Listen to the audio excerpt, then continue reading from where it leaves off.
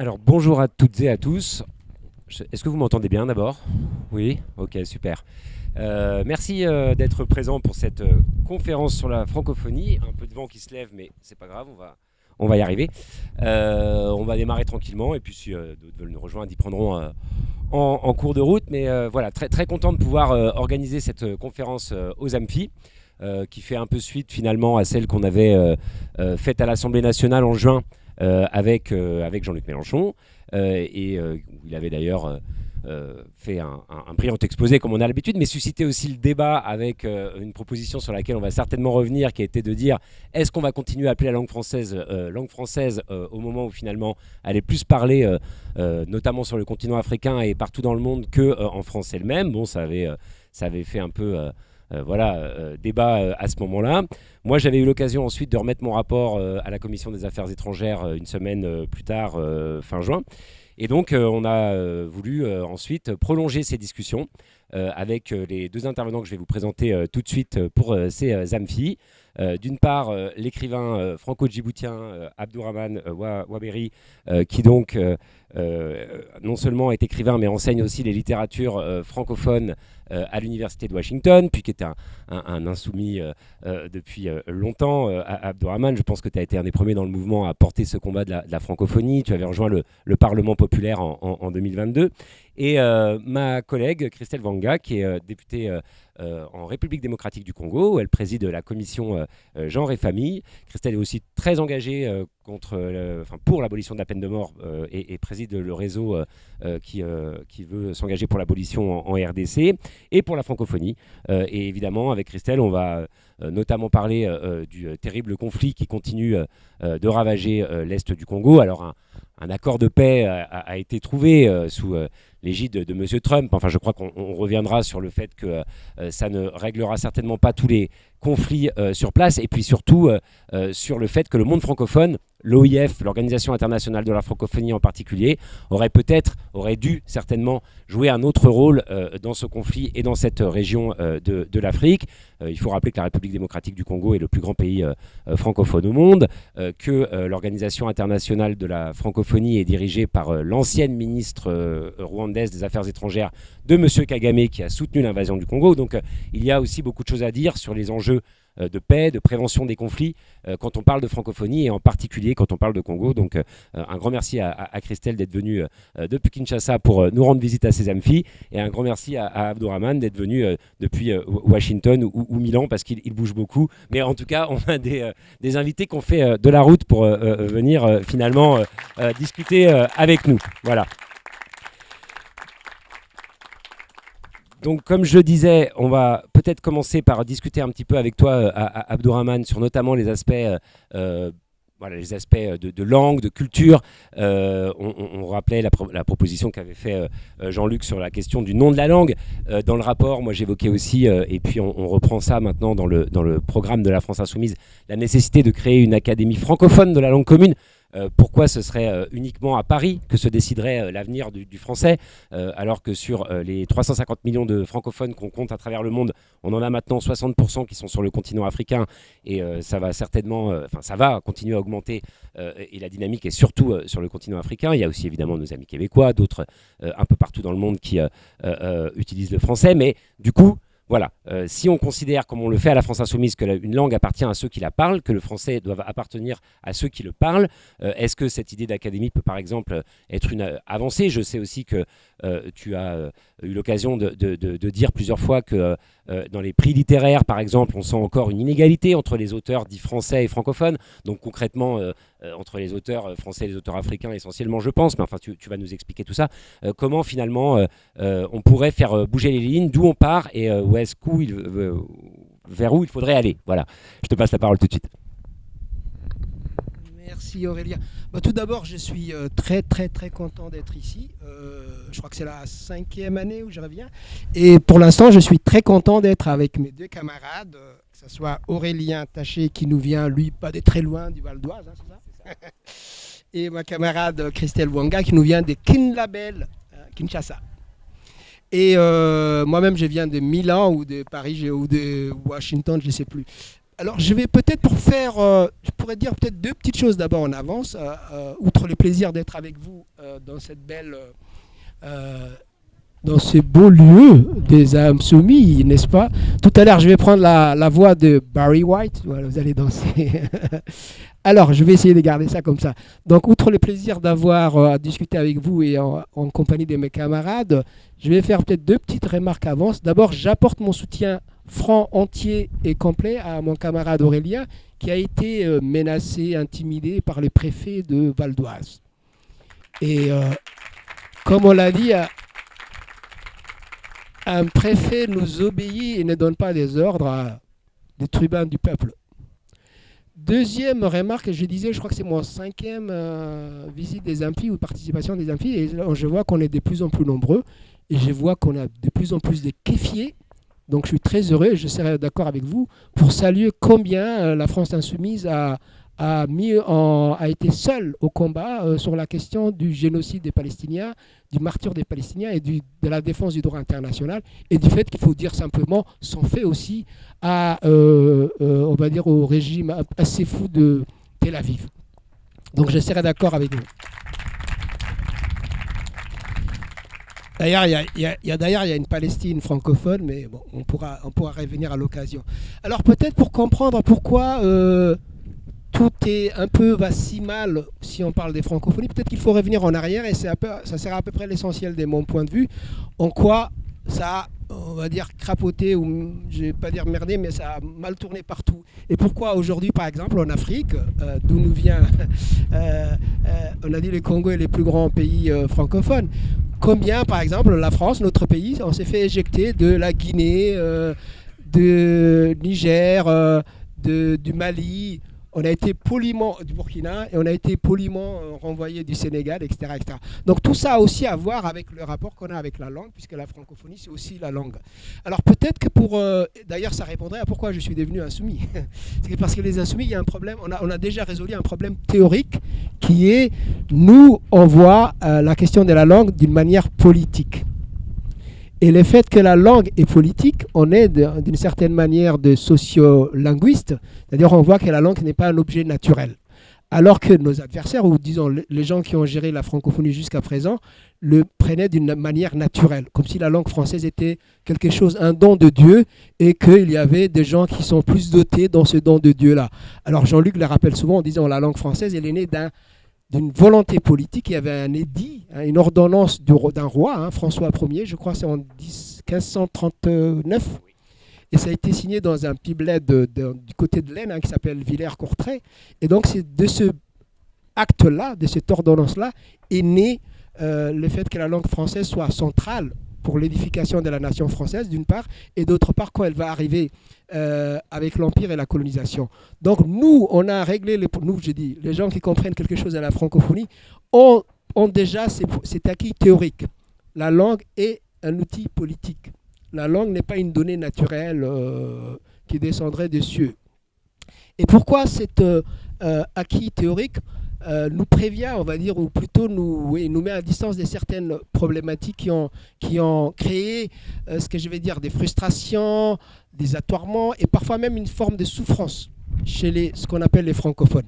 Et ça va être un peu ça mon propos. Pourquoi les gens qui étaient censés être le meilleur porte-parole de cette francophonie-là, je parle là du monde artistique, des pays africains notamment, pourquoi ils sont devenus des gens qui ont dit finalement, écoutez, arrêtez votre cinéma, on n'a rien, voyez, ça devient compliqué. Pourquoi on a eu ces problèmes, et j'ai dit même pourquoi on a eu des souffrances de la part de ceux qui devaient être le meilleur, ce qu'on considérait comme les meilleurs porte-parole, à savoir les artistes eux-mêmes, qui ont dit finalement arrêtez votre cinéma là. Bon.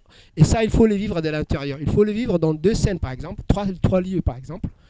À savoir, moi, je viens du monde de l'art, comme on dit, des écrivains. Donc, dans l'édition, dans l'université et dans la presse.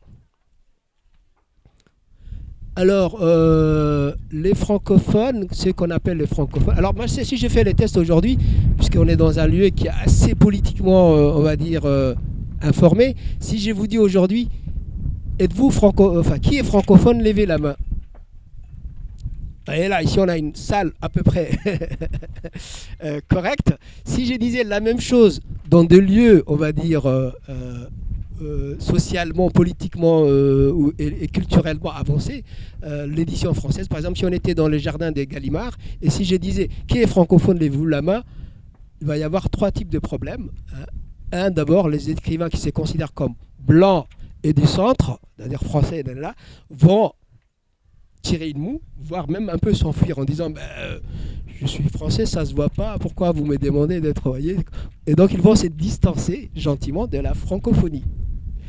Les écrivains qu'on appelle tout le temps francophones des services, j'allais dire, des gens comme moi ou comme elle, par exemple, c'est-à-dire des gens qui sont des noirs subsahariens ou des maghrébins, vont se dire au bout d'un moment, mais pourquoi tout le temps on me demande d'assumer ma francophonie ou de défendre la francophonie, vous avez. Et donc au bout d'un moment, donc les jeunes générations dont moi je suis déjà vieux, j'ai publié mon premier livre en 94, donc je connais tout ça. Mais les jeunes gens vous disent maintenant fuck la francophonie, si vous voulez, c'est pour le dire vulgairement. Et donc ça fait une souffrance pour ces gens-là. Mais troisième groupe qu'on n'avait pas prévu, ça fait une souffrance aussi aux gens, aux artistes qui nous viennent des Antilles. Et eux, c'est double peine. Parce que vous vous rendez compte qu'en 2006, il y avait eu et d'ailleurs, tout ça est fait d'une manière pas toujours, on va dire, méchante. Par exemple, je vous raconte le summum de cette crise et ça va éclater, c'est en 2006. Au Salon du Livre de Paris, à la demande expresse du président Chirac, on avait mis la francophonie à l'honneur. D'ailleurs, il y a un problème déjà. Vous vous rendez compte qu'il y a déjà un problème. C'était très mal inspiré parce que les salons du livre de Paris invitent un pays.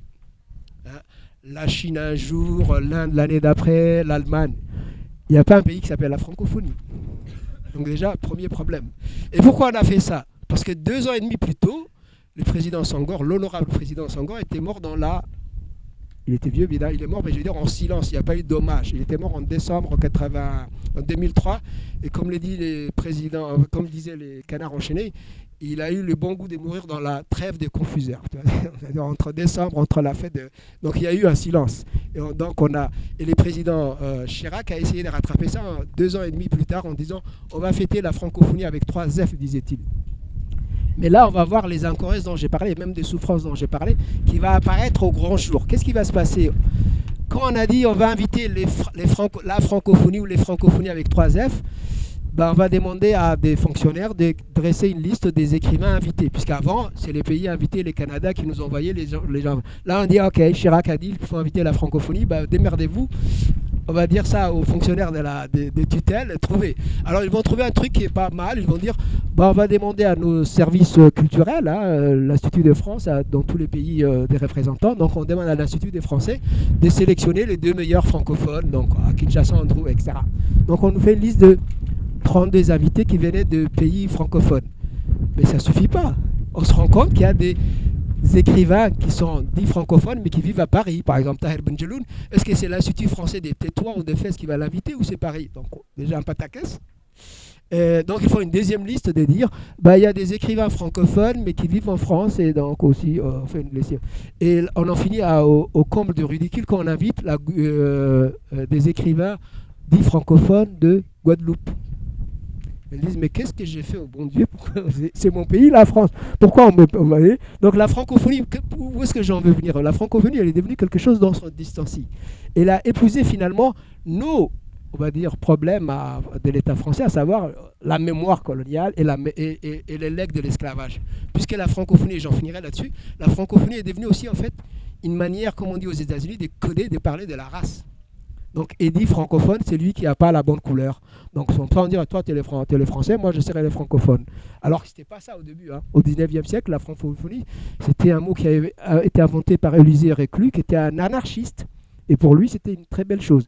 Et à la fin, à Paris, ça devient un truc qui dit le nom blanc, mais voyez. Alors je vais vous donner un autre exemple très court. Donc là, on parle des institutions comme l'Académie française. Des écrivains blancs qui ne sont ni France métropolitaine, mais qui viennent par exemple d'un pays aussi lointain que, je ne sais pas, la Roumanie, la Russie, et j'en passe, la Serbie, peuvent devenir, avec un peu d'effort, des écrivains blancs du centre, donc français. Vous en connaissez tous, hein. Émile Ajar, aujourd'hui on a Eugène Ionesco, etc. Et aujourd'hui on a quelqu'un comme Makin, qui est un Russe, qui est né en Sibérie, il n'y a aucun problème. Mais lui, il est à l'Académie française et il est devenu un écrivain français. Vous voyez. Alors que quelqu'un qui vient du Cameroun ou qui vient de Guadeloupe, alors que le Guadeloupéen est français depuis le XVIe siècle, peut être toujours considéré comme un écrivain francophone. Donc en fait, tout ça est devenu quelque chose dans son distancie. Donc la francophonie telle qu'on l'utilise, telle qu'elle est employée dans les institutions actuelles, est devenue une chose qui est sale, puisque l'écrivain français blanc veut se distancer. Il dit, moi je ne suis pas francophone. L'écrivain africain noir à qui on a collé cette francophonie, les nouvelles générations disent, moi j'en ai marre. En plus, si on ajoute les histoires des visas et toute la problématique qu'on a aujourd'hui, parce que la francophonie actuelle, elle est encore plus désargentée que la francophonie d'il y a 10 ans ou d'il y a 20 ans, comme déjà moi j'ai trouvé qu'elle était patrimoniale et un peu coloniale et un peu impérialiste, mais aujourd'hui en plus elle est désargentée. Aujourd'hui, la francophonie de Macron, c'est même plus ça, hein, c'est même plus la francophonie impériale, c'est une francophonie qui dit il ne faut pas pirater les GAFAM, tu vois. Il dit ça, hein. En fait, la francophonie de Macron, c'est ne piratez pas les GAFAM. C'est-à-dire, la francophonie d'avant, c'était déjà un peu problématique, elle était un peu impériale, un peu française, mais là, on est au bout du rouleau, tu vois. Donc, qu'est-ce qu'il faut faire aujourd'hui? C'est là où j'en viens, et pour passer la perche à mon camarade, nous, on a une vision politique de la francophonie. La francophonie n'est pas, ou la langue, les usages politiques de la langue française sont un problème ou une question des enjeux politiques qu'on peut adresser. Et une fois qu'on adresse ces questions-là de la bonne manière, les gens, ils acceptent ou ils n'acceptent pas, mais ça ne crée pas une espèce de souffrance, ça ne crée pas des malentendus, ça ne crée pas de faux semblants. Et ça crée pas ça ne devient pas un nom de code pour la race, par exemple. Francophone, ça ne veut pas dire black, ça ne veut pas dire arabe. Dans les salons du livre de Paris dont j'ai parlé, s'il y avait un autre pataquès, c'est que l'Algérie n'est pas officiellement dans la francophonie. Et pourtant, il y a des auteurs magnifiques algériens francophones. Donc, comment on fait? On n'invite pas les Algériens parce que la francophonie, l'Algérie, comme État, n'a pas signé les actes de l'OIF. Voyez. Donc, on voit bien qu'on a broussailler ça et à remettre de l'ordre. Et on a commencé à remettre de l'ordre. Et c'est pour ça que je suis devenu un insoumis, parce que les insoumis m'ont attrapé par la tête, comme j'ai dit dans ces premiers livres, ces petits livres que je viens de sortir cette semaine, parce que nous avons politisé à la fois la question de la francophonie, et il y a l'année dernière, je crois, on avait aussi politisé la question de la créolisation comme espace, et pour nos usages même internes de l'État français. Hein. Parce que nous sommes aussi, c'est ça qui est aussi compliqué, c'est-à-dire que j'appartiens à plusieurs espaces. Ce qu'on peut appeler les binationaux, etc. Et j'enseigne la francophonie aux États-Unis, mais là-bas, la francophonie n'est pas un problème. Elle n'est pas d'ailleurs une insulte, n'est pas d'ailleurs un code pour dire la race dont on se distancie. La francophonie aux États-Unis, où j'enseigne, c'est une excroissance de l'espace culturel de la France. Donc, par exemple, j'ai fait des cours sur le hip-hop et j'enseigne ce qu'on appelle la Black France. Donc, comment faire une nouvelle France? Donc, ça rejoint ce que Jean-Luc Mélenchon appelle la créolisation. Donc, vous voyez, on peut faire des usages politiques plus avisés de la langue française et donc une meilleure francophonie qui sera au service de la diplomatie décentrée internationale. Mais ça, Aurélien vous en parlait. Donc, voilà ce que je voulais plutôt montrer. C'est comment on est arrivé à une idée qui était au départ altermondialiste, on va dire, il ne disait pas comme ça, mais en tout cas assez génial et assez anarchiste. On est arrivé à une espèce de pataquès qui ne sert à rien et qui fait de la souffrance pour tout le monde. C'est-à-dire le blanc veut dire, par exemple, je vais vous raconter une dernière blague, c'est qu'il n'y a pas que les Français, hein, les écrivains belges avaient les mêmes problèmes. Les écrivains belges qui réussissent, ils ne disent plus qu'ils sont des Belgiques ni francophones, ils disent qu'ils habitent accessoirement Bruxelles. Si vous demandez à Jean-Philippe Toussaint ou Amélie Nothomb, ils ne vont pas vous dire qu'ils sont écrivains belges. Parce que s'ils disent écrivains belges, derrière, il y a un petit truc. Ah oui, mais c'est la francophonie, donc il y a un petit côté un peu dérisoire. Parce qu'en fait, finalement, dans le monde littéraire, la francophonie était devenue un espace de deuxième zone, un espace de relégation. Et nous, on avait écrit un manifeste en 2009 pour dire arrêtez vos histoires, donc à l'université, à l'édition et à la presse, pour dire ne nous séparez pas et ne faites pas de nous des gens qui sont en première division, deuxième division. Au moins, à l'échelle des arts, à l'échelle esthétique, nous sommes de la même division, si vous voulez. Je vaux autant que M. Begbede ou que ou que Mme je sais pas qui, Dariussec, parce que j'écris comme eux, je suis un usager de la langue française, et le fait que je sois noir et d'origine colonisée ne fait pas de moi un artiste de seconde zone. C'était ça un peu le débat. Bon, je reste là, je reviendrai peut-être. Merci beaucoup Abdurrahman. Oui, la langue est politique, c'est évident. On le voit d'ailleurs avec la manière dont les États-Unis, j'y reviendrai après, ont cherché à imposer l'anglais un peu partout. C'était parce qu'ils savaient très bien que c'était un outil au service finalement de leur politique étrangère. Hein. Kennedy l'a dit dès 63, hein, vous devez utiliser la propagation de la langue anglaise comme un outil de domination. On voit aussi que la langue française a pu être à un moment un outil de l'impérialisme français. Et aujourd'hui, quand certains continuent finalement d'avoir le poil qui se hérisse quand Jean-Luc Mélenchon parle de langue créole commune ou quand il dit que la langue française appartient à ceux qui la parlent, c'est parce que justement ils veulent garder cette espèce de domination d'une certaine forme de la langue française, celle par les Français de l'Hexagone, le français parisien. Et d'ailleurs, moi, dans les travaux que j'ai pu conduire pour mon rapport parlementaire, j'ai bien vu comment ça a créé de l'inégalité, comment ça a créé de la souffrance, de la relégation, comme tu l'as dit, notamment pour les écrivains, les artistes, mais c'est aussi le cas, par exemple, quand on continue, d'ailleurs Françoise Vergès s'est beaucoup exprimée là-dessus, d'enseigner le français dans tous les contextes créolophones ou en Afrique, comme on l'enseignerait dans la Creuse. Ça crée de l'exclusion, ça crée des inégalités. Donc c'est évidemment politique, et c'est à ça qu'on essaie de répondre à la France Insoumise en faisant des propositions qui permettent justement d'avoir une langue qui ne serait plus du tout, qui serait débarrassée complètement de ces oripeaux impériaux et coloniaux, et qui deviendrait uniquement un instrument de coopération, le support d'un internationalisme qu'on partagerait à égalité entre tous ceux qui parlent cette langue à travers le monde. Mais pour ça, il faudrait peut-être aussi que la francophonie institutionnelle et notre langue et la coopération qui est basée sur elle soit exemplaire en matière de paix. Donc ça va me faire une transition pour tout de suite passer la parole à Christelle Wanga. Quand on voit que le plus grand pays francophone au monde a été victime finalement de nombreux conflits dans l'est du pays essentiellement depuis des décennies, à tel point qu'on dit que c'est le conflit qui a fait le plus de morts, je crois, depuis la fin de la Seconde Guerre mondiale.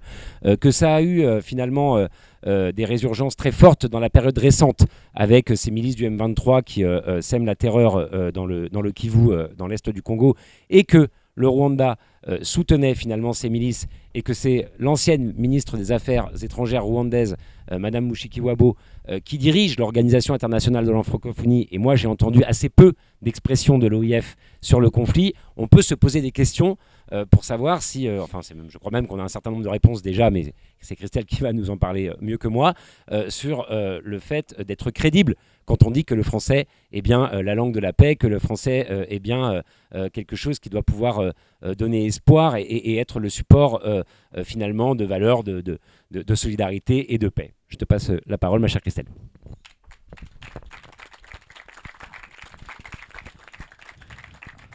Merci Aurélien. Vous m'écoutez? C'est bon, je me lève ou je reste assise? Vous choisissez quoi? Les deux? Je reste assise, c'est bon? Merci infiniment. Alors, avant toute chose, j'aimerais remercier mon collègue Aurélien Taché de cette invitation. Il m'avait invité, c'était en juin, mais j'ai raté mon avion, donc je n'ai pas pu être là. Donc aujourd'hui, heureusement, nous sommes là avec les Insoumis. J'aimerais remercier les Insoumis en général d'avoir pris position, d'avoir parlé au nom de la République démocratique du Congo, alors qu'on était au plus bas de notre État. Alors, cher Abdurrahman, c'est ça?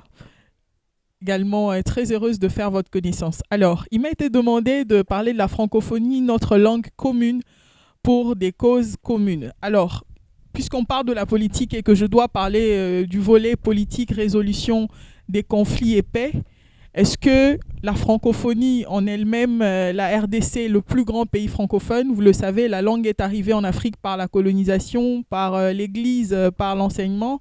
Et c'est comme ça qu'avec le nombre, nous sommes devenus pratiquement et bien sûr entièrement le plus grand pays francophone. Et au Congo, le français, c'est la langue officielle. On n'a pas une autre langue. Et pour certains enfants, même le français, c'est une langue maternelle. Parce que ces enfants naissent et parlent qu'en français. Si vous regardez par exemple mes enfants, elles ne comprennent pas la langue vernaculaire de Kinshasa. Peut-être maintenant elles commencent à comprendre, mais elles sont nées, elles parlent français, elles écoutent français, donc elles parlent français à tout moment. Donc pour elles, par exemple, c'est une langue maternelle. Et pour ce grand pays, à la hauteur voilà, de ses convictions, on estime quand même que la RDC n'a pas été prise en compte. Alors, pour le conflit qui nous concerne avec nos chers voisins, j'aimerais un peu revenir, je vais prendre peut-être 2 minutes pour expliquer d'où vient ce conflit-là. Alors, il y a beaucoup de causes, il y a des causes lointaines, mais je vais vous parler du génocide rwandais. Et je suis celle qui compatit voilà, également avec le génocide rwandais parce qu'on ne peut souhaiter cela à aucun pays du monde. Alors, lorsque 2 fractions, c'est-à-dire les 2 frères se sont entretués au Rwanda, comme vous le savez, les Tutsis et les Hutus, il fallait absolument qu'on trouve une solution. Il fallait évacuer certains d'entre eux. Alors, en ce moment-là, on ne sait pas parce qu'il y a eu beaucoup d'enquêtes où on parle également des morts nombreuses du côté des Hutus comme du côté de Tutsis. Mais il fallait absolument trouver une solution. La communauté internationale, la France, a pris le devant. Ils ont fait ce qu'on appelle l'opération turquoise. L'opération turquoise consistait à faire sortir les Hutus, les chefs des guerres Hutus, du Rwanda vers la RDC. Et après, les Tutsis sont entrés au pouvoir. Ils ont toujours perçu ça comme une menace perpétuelle à l'égard du Rwanda nouveau. Donc pour eux, tant que ces personnes, parce que c'est un corridor de paix, un corridor humanitaire selon la version officielle des Nations Unies, mais pour la frange Tutsi, c'était considéré comme une manière de faire fuir les chefs des guerres Hutus qui avaient voilà, tué, exécuté les Tutsis dans le Rwanda. Évidemment, c'est là où le problème commence. Donc, on a les chefs des guerres Hutus désormais dans l'est du Congo, dans les camps des déplacés. Et de l'autre côté, il y a cette envie soudaine de faire partir le grand président Mobutu. Alors, pour faire partir le grand président Mobutu, il faut commencer de l'Est, parce que c'est là où se retrouvaient quelques fractions des rebelles. Et Kagame va prendre le lead de cette opération de faire partir Mobutu. C'est comme ça qu'il va saisir la balle au bon. Pour lui, c'est une occasion de faire entrer son armée sur le territoire congolais et en même temps traquer les FDLR, la frange Hutu qui considérait comme une menace perpétuelle à l'égard de son régime au Rwanda.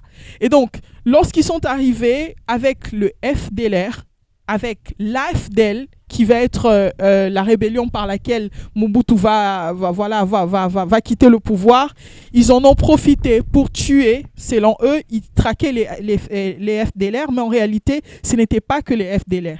C'est comme ça que le calvaire de la République démocratique du Congo va commencer. On compte plus de 10 millions de morts. Je vous parle de l'utilisation du viol comme arme de guerre. On arrivait dans les villages. On viole la femme du chef du village. On arrive dans un coin, on demande c'est qui la femme du pasteur de l'église. On la viole devant tout le monde. On a enterré les femmes vivantes. On a enterré les enfants vivants. Vraiment, on n'a pas des mots. C'est innommable ce qui s'est passé dans l'Est de la République démocratique du Congo, quand bien même c'est encore d'actualité. Et c'est dans ces circonstances-là, on va renverser le président Mobutu. Et comme vous savez, malheureusement ou heureusement, l'Est de la République démocratique du Congo, c'est là où on trouve tous les minéraux. C'est là où on trouve du coltan, on trouve de l'or, on trouve du cobalt, on trouve tout, du tungstène, tout ce que vous voulez, ça se trouve exactement dans cet endroit. Et donc, cette guerre qui était prétendument initiée parce qu'il y avait des conflits politiques, la résolution des conflits, il s'est avéré qu'on a compris également qu'on pouvait se faire des millions, des milliards. Alors, qu'est-ce qui va se faire? Nos voisins, nos chers voisins, vont alimenter des conflits communautaires pour créer des groupes rebelles qui vont perpétuellement mettre l'insécurité dans cette partie du pays pour que le pillage des richesses, les pillages de minerais se passent comme vous le savez, dans ces conditions-là. Donc voilà un peu un résumé de ce qui s'est passé au Congo et de ce qui se passe. Alors, la francophonie à laquelle nous appartenons, je ne sais pas, dans l'Assemblée, est-ce qu'il y a des parents, des jumeaux ici? Des jumeaux, des frères, des jumeaux, des sœurs, ou bien carrément 2 enfants? Lorsque vous avez 2 enfants qui se disputent à cause d'un jouet, quel réflexe en tant que parent aurez-vous?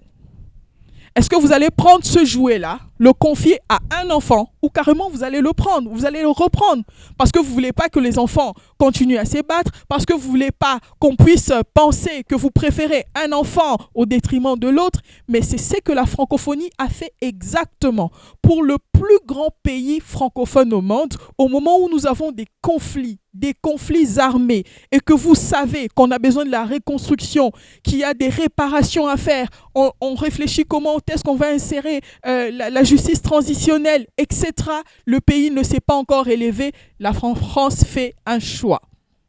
Il dit, c'est le Rwanda qui va diriger la francophonie. Alors que le Rwanda n'est pas un pays francophone. Ils ont choisi l'anglais comme langue officielle. Au Rwanda, on n'enseigne plus. C'est vers peut-être ceux qui sont nés vers 90 ou 92 qui maîtrisent encore l'anglais. Aujourd'hui, un enfant au Rwanda, il ne connaît pas le français. C'est plus la langue officielle. Mais qu'est-ce qui a motivé la France, alors que le plus grand pays francophone accuse l'autre des exactions, des violations des droits humains, des assassinats, des violences sexuelles? La France a choisi le Rwanda pour conduire la francophonie alors qu'il n'est pas qualifié. Je suis désolé, mais c'est plus la francophonie d'Abdou Diouf. C'est plus la francophonie de Michael Jean. Il n'y a pas d'âme. Elle ne réfléchit pas en français, elle ne connaît pas le français. La francophonie d'aujourd'hui ne ressemble à rien à la francophonie d'antan. Pourquoi? Parce qu'il y a eu un choix politique. Si la France a une dette envers le Rwanda, eh bien, la France doit payer sa dette, mais pas par la francophonie, parce que la francophonie, c'est notre langue à tous. C'est notre héritage commun. Ça n'a rien à voir avec un choix particulier. Il faut que quelqu'un soit qualifié pour ça. Et donc, ça, c'est notre version, c'est notre vision de fait. Et je pense, si je ne me trompe, je suis dans le bon. À moins que mon collègue me dise, on n'est pas dans le bon. Voilà, on est complètement dans le bon. Merci.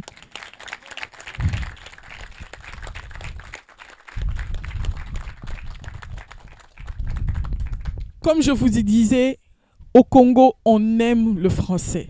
On parle en français. On réfléchit en français.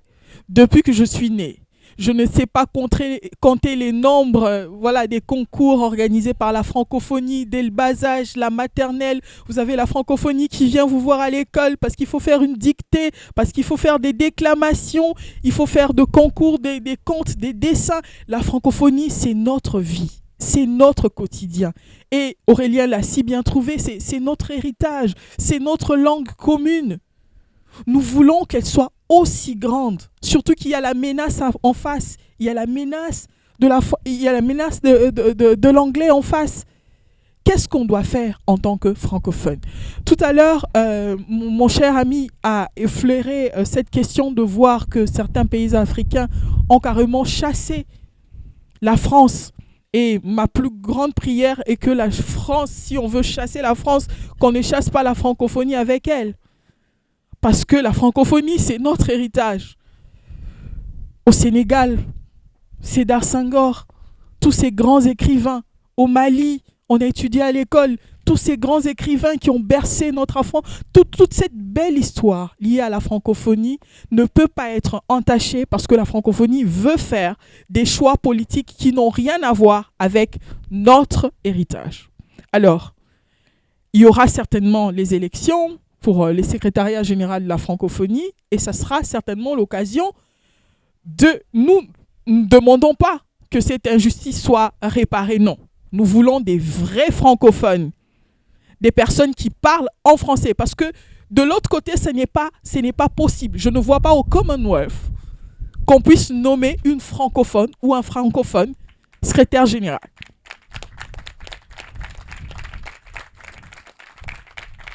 Ça ne se fera jamais. Alors, puisque les autres sont pragmatiques, ils ont compris que ici c'est une question d'héritage. Nous devons faire la même chose.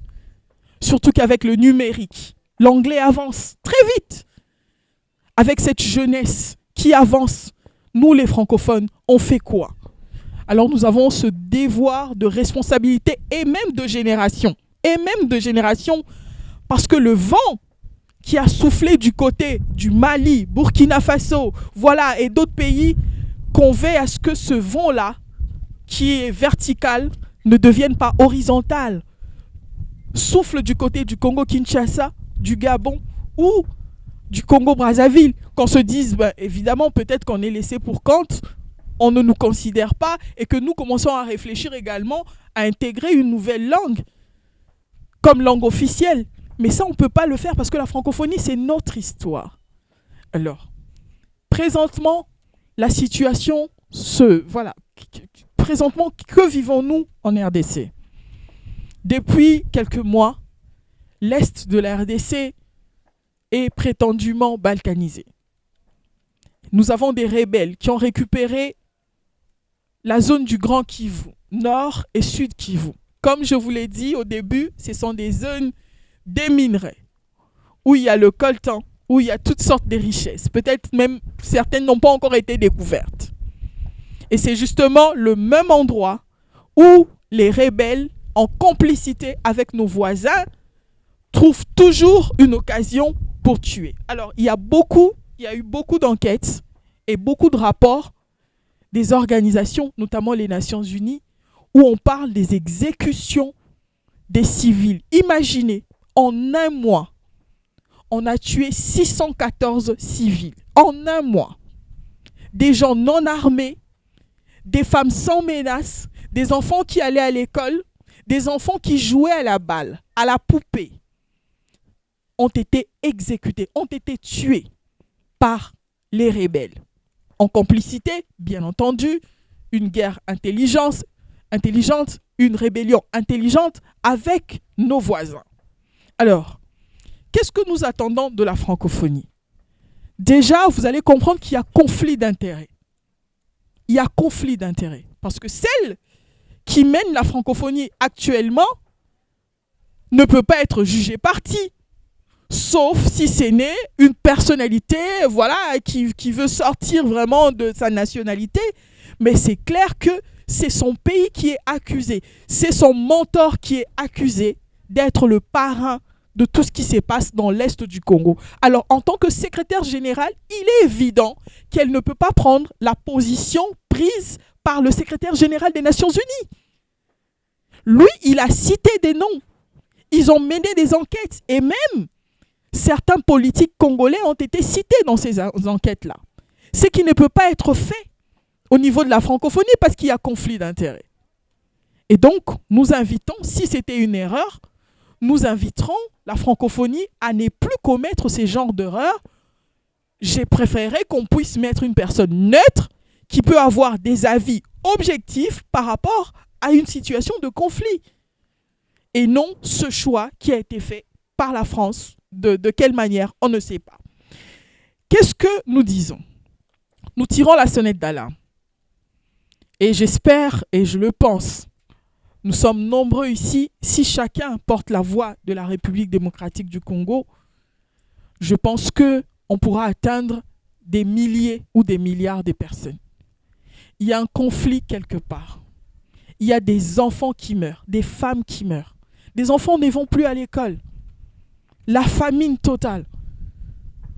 Pour une guerre qui n'a officiellement pas de cause, mais qui est cherchée, qui est voulue, tellement désespérée que le gouvernement congolais est allé chercher des solutions partout jusqu'à se retrouver dans un accord où on ne sait réellement pas c'est quoi.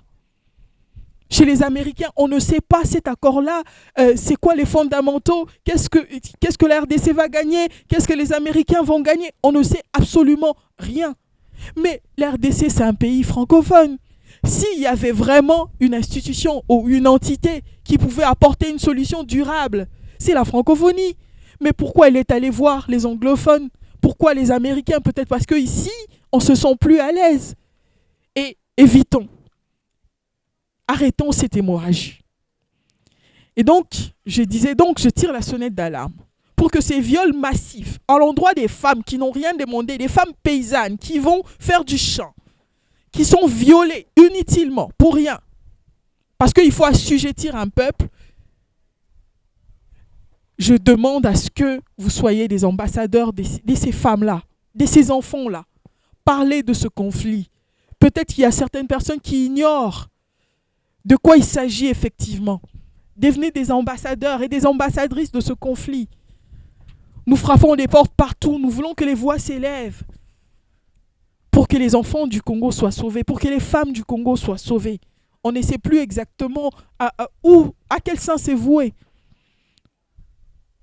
On parle aujourd'hui du génocide, mais il est clair, Aurélien l'a dit, depuis la Deuxième Guerre mondiale, on parle de 12 millions de morts. 12 millions, s'il vous plaît.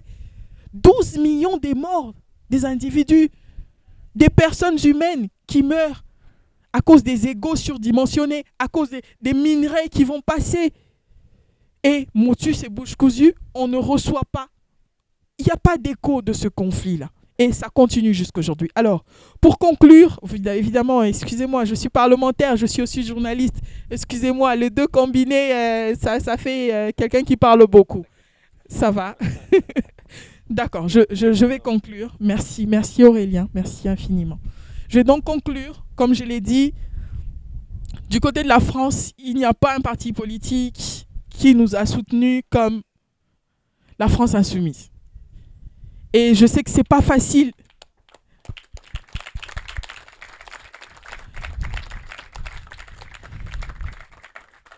C'est pas facile d'être dans l'opposition. Ça fait 2 mandats, je suis dans l'opposition et je peux vous dire, tu te réveilles un matin, on te dit, on te prend quelque chose, c'est plus pour toi et puis tu dis plus rien là. On t'attaque comme on veut et je comprends, et je compatis également avec mon collègue. J'ai ri et tout à l'heure je lui ai dit, c'est le chemin de l'opposition. Ouais. Évidemment. Et je pense que cette opposition d'aujourd'hui qui deviendra certainement la majorité de demain,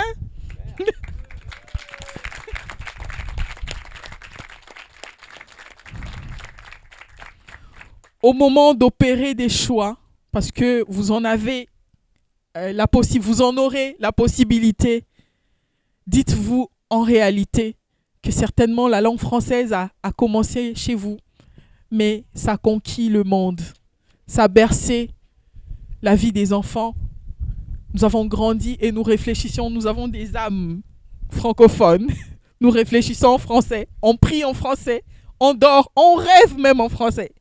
Et donc, pour enrichir cet espace qui est le nôtre, il faut des bons choix qui vont conduire à des bons résultats. Je vous remercie. Un grand merci à toi, ma chère Christelle, vraiment. C'était très poignant et très convaincant comme toujours, parce que maintenant on a l'habitude un petit peu de faire des réunions ensemble. Moi je suis évidemment aussi très interpellé par ce que tu as dit, quoi. Pour qu'on en arrive au point que la République démocratique du Congo doive se tourner vers notamment les États-Unis d'Amérique, parce qu'à un moment il y a eu une oreille certainement plus importante que dans le monde francophone. C'est vraiment qu'il y a quelque chose qu'on a complètement raté. Je ne vais pas redire ce que tu as dit bien mieux que je pourrais le faire sur le rôle qu'aurait dû jouer l'OIF. Je veux dire, l'OIF, dans le passé, elle a organisé des opérations de maintien de la paix dans le monde francophone. Je vais en parler un petit peu après, mais la francophonie, c'est donc une coopération qui est basée sur une langue commune et qui pouvait, dans des domaines aussi stratégiques que finalement la prévention des conflits, les opérations de maintien de la paix, faire des choses qui étaient similaires à ce que faisait l'ONU. On disait souvent que l'OIF était une mini-ONU francophone. Qu'est-ce que c'est devenu tout ça? Tu as parlé d'Abdou Diouf, qui était le secrétaire général, le deuxième secrétaire général de la francophonie, ancien président du Sénégal.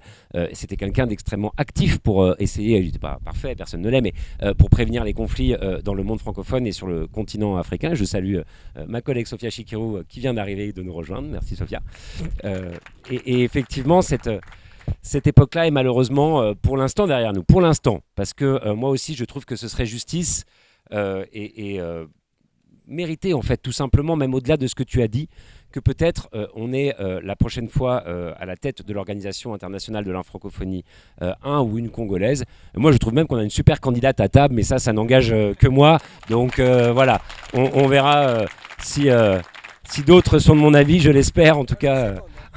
C'est vrai, Abdourahmane, t'es OK pour la seconder? Bon, alors ça va. On devrait faire une équipe de choc. Merci à tous les deux. Alors moi, je vais revenir un petit peu rapidement sur, effectivement, vous avez tous les deux parlé de culture, de politique, de prévention des conflits, de comment on pourrait essayer de peut-être synthétiser tout ça et redonner un élan à cette francophonie qui est bien mise à mal, parce qu'on va essayer de ne pas rester sur une note trop négative. D'abord, un chiffre. 350 millions de personnes aujourd'hui parlent le français dans le monde. C'est quand même pas rien, c'est la 5e langue la plus parlée. On est à peu près comme l'arabe, je crois. Le français et l'arabe sont à peu près à touche-touche. Et puis, on pourrait avoir jusqu'à 700 millions, au moins 500 ou 600 millions d'ici à 2050, avec effectivement 70% des gens qui parleront français qui seront sur le continent africain. Alors, ça ne va pas de soi quand même, hein. C'est pas juste parce que il va y avoir effectivement une démographie peut-être plus importante dans la partie francophone de l'Afrique que tout le monde va se mettre à parler français, parce que pour que les gens parlent français, il faut que s'il y a plus d'élèves, il y ait aussi des professeurs en face, des classes en face. Tout ça, c'est des choix politiques, c'est des choix aussi de coopération, parce que finalement, on a besoin dans un certain nombre de pays d'avoir cet apprentissage-là. Pourquoi ? Parce que c'est pas toujours comme le cas au Congo. La langue maternelle. Et d'ailleurs, même pour certains Congolais, ça n'est pas la langue maternelle. Parfois, la langue française est la langue que vous devez apprendre en arrivant à l'école. C'est le cas au Sénégal, par exemple. Le plus souvent, les gens parlent Pulaar ou Wolof, le plus souvent.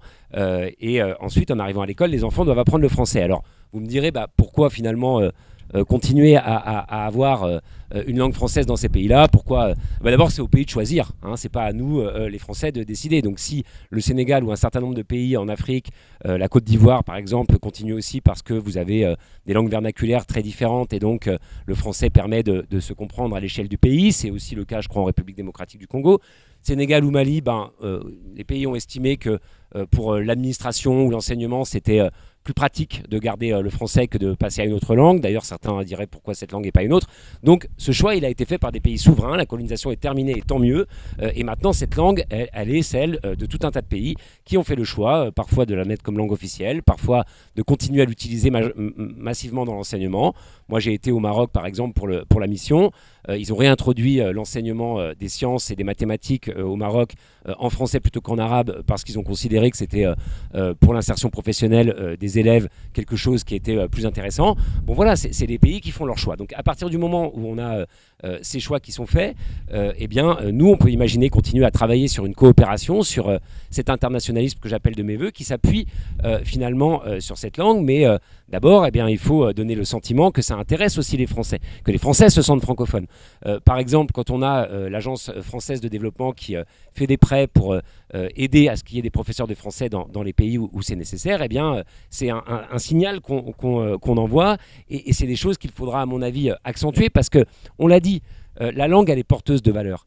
Elle dit quelque chose de finalement ce que vous voulez faire. Et au moment où M. Trump est en train de tout effondrer sur le système de solidarité internationale, il a supprimé tous les financements de l'aide au développement américain. Au moins, il ne fait plus semblant. Avant, les Américains faisaient semblant. Ils disaient, voilà, regardez, on est quand même le pays qui aide un peu tout le monde, et ça leur permettait de finalement faire progresser leur langue, mais faire progresser aussi le système économique qu'ils veulent voir progresser, à savoir le capitalisme néolibéral. Enfin, l'anglais a été le support de cette mondialisation néolibérale.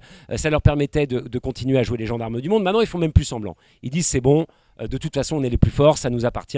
Donc, on coupe tous les financements, et tant pis si les pandémies reprennent partout sur le continent africain. Tant pis si finalement on est dans un monde qui va devenir de plus en plus violent, de plus en plus basé sur la prédation. Donc, il faut que nous, on soit capable de porter autre chose des francophones. Si on veut être crédible, il faut que ce qu'on essaye de défendre comme un ordre international, il soit basé sur d'autres valeurs que la prédation, la compétition, la mercantilisation, la marchandisation de tout. Et donc, sur la question d'aide au développement, par exemple, il y a certainement des choses qu'on pourrait mettre en avant. Mais au-delà de ça, avoir un vrai modèle de co-développement, de coopération culturelle, scientifique, qui soit complètement différent de celui que promeut les États-Unis, doit être quelque chose qui nous anime. Nous, dans le rapport, on a fait un certain nombre de propositions, par exemple, de dire on pourrait imaginer quelque chose qui serait un peu l'équivalent d'un programme Erasmus dans le monde francophone. Au moment où la France ferme ses frontières, au moment où elle a remis, maintenant depuis un moment, mais des visas. Il faut savoir que ça n'a pas toujours été le cas. Hein. Jusqu'en 1986, il n'y avait pas besoin de visa pour venir en France pour un court séjour quand on venait d'un pays francophone. Bon, on a remis ça. On a des politiques migratoires qui sont plus xénophobes que jamais. On a un plan qui s'appelle Bienvenue en France.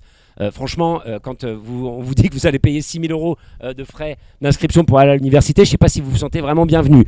Mais on voit bien ce qu'il y avait comme logique derrière. Macron qui a certes organisé un sommet de la francophonie sous sa présidence parce que rien n'est assez bon pour Monsieur le Prince. Il voulait faire comme Monsieur Mitterrand avant lui. Il n'y avait jamais eu de sommet de la francophonie depuis Mitterrand. Il en a strictement rien à faire. Quand il dit qu'il fait ce plan Bienvenue en France, il dit que c'est pour faire venir des étudiants essentiellement non francophones. C'est justement parce qu'on aurait trop d'étudiants qui viennent d'Afrique et qu'il en faudrait plus qui viennent d'Inde ou d'ailleurs. Donc on voit bien que les choix politiques qui sont faits par la France ne sont pas du tout des choix qui sont des choix très francophones et que finalement, dans cet espace-là, si on n'y met pas du contenu, quand vous discutez avec des jeunes au Sénégal, au Congo, j'ai eu la chance de pouvoir aller à Kinshasa, au Maroc ou ailleurs, ils vous disent, mais attendez, mais nous, on veut bien continuer à apprendre le français, on aime cette langue, souvent nos parents la parlent, souvent on a appris, effectivement, comme tu le disais, on a rêvé avec elle, on est plutôt des amoureux de cette langue, mais si on nous ferme les frontières quand on veut aller chercher du boulot ailleurs, s'il n'y a aucun programme de coopération qui est mis en place pour qu'on avance et qu'on ait finalement un monde francophone qui soit vivant, qui porte des choses et qui ne soit pas juste une espèce d'abstraction, parce que voilà, les générations changent aussi, c'est fini le temps où on voulait juste apprendre le français parce que c'était la langue de Molière et parce que tout le monde trouvait ça formidable.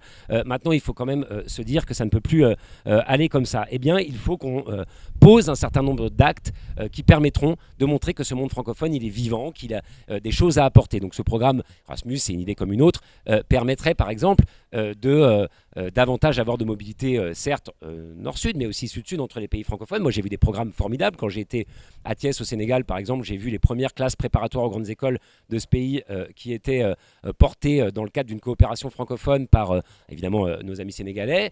Les Français étaient présents et c'était les Tunisiens le troisième pays.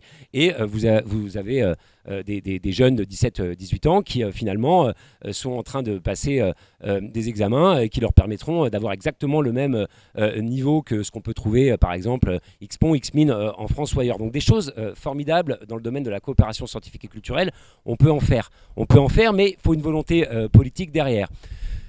Les universités. Le fameux classement de Shanghai tous les ans qui nous explique que les Français sont nuls ou que les universités francophones sont nulles. Bah forcément, ils sont nuls. Ça a été construit par des anglo-saxons qui veulent privilégier les universités anglo-saxonnes. Vous avez tout un tas de domaines là-dedans. Je pense par exemple que les matières qu'enseigne Abdourahmane, littérature francophone, d'autres matières, la philosophie, l'histoire de l'art, ne sont même pas prises en compte. Vous avez uniquement finalement ce que obtiennent comme prix dans un certain nombre de compétitions internationales les universités qui font ce classement, mais pas du tout le rôle qu'elles jouent sur le plan social, sur le plan du développement de leur propre société. Eh ben, inventons un autre classement, faisons un classement francophone qui permettra de mettre d'autres valeurs en place et de montrer que nous, finalement, on porte d'autres valeurs que ces valeurs uniquement de compétition et de business que finalement porte essentiellement le monde anglo-saxon. Mais tout ça, ça ne fonctionnera, et Christelle l'a dit de manière très poignante et émouvante, que si on est un petit peu crédible aussi sur les choses qui sont les plus fondamentales, à savoir la paix. À savoir vraiment être dans un monde francophone qui n'accepte pas que des conflits le ravagent et qui n'accepte pas l'inégalité nord-sud extrêmement forte qu'on a aussi dans le traitement de ces conflits. En 2003, quand on parle beaucoup de M. Villepin qui a dit non à la guerre en Irak pour la France, c'est très bien, on le remercie, heureusement qu'il l'a fait à l'époque. Mais il l'a pas fait tout seul, hein. L'ensemble du monde francophone avait dit non à la guerre en Irak en 2003. L'ensemble de la francophonie politique et des États francophones avait dit non, nous on refuse cette guerre impérialiste des États-Unis. On sait que finalement elle est guidée encore une fois par l'appât du gain de M. Bush à l'époque, qui n'avait rien à envier à M. Trump aujourd'hui. Et donc l'ensemble du monde francophone s'était levé pour dire non. Est-ce qu'on retrouve la même chose pour le génocide à Gaza ? Eh ben non, absolument pas. À Villers-Cotterêts, ça a été une foire d'empoigne entre les pays qui finalement voulaient faire dire qu'au sommet de la francophonie, on devait avoir une déclaration commune des pays francophones pour dire non au génocide à Gaza, et M. Macron qui se cachait derrière son petit doigt, qui d'ailleurs n'a même pas été fichu de parler de la guerre au Congo lors de ce sommet de la francophonie, à tel point que le président de la République démocratique du Congo a quitté le sommet en plein sommet. Et ben même sur le génocide à Gaza, on n'a absolument rien eu de la part du sommet de Villers-Cotterêts. Le Liban, grand pays francophone, le Liban. Est-ce qu'on est capable de s'unir pour dire que non, Israël ne va pas aller annexer le sud Liban comme elle semble en avoir des velléités de plus en plus importantes? Pour l'instant, c'est pas clair. Pour l'instant, on a quelques actions, quelques réactions, mais on n'a pas, même du côté de l'OIF, je trouve, une vraie parole forte sur ces questions.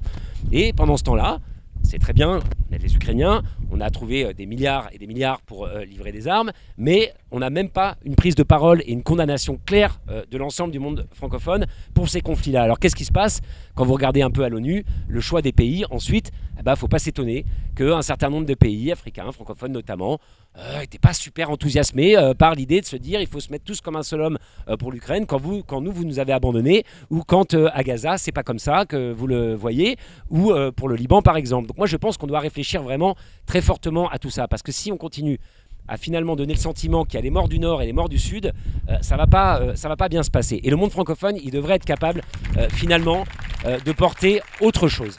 Il devrait être capable de faire entendre notre voix.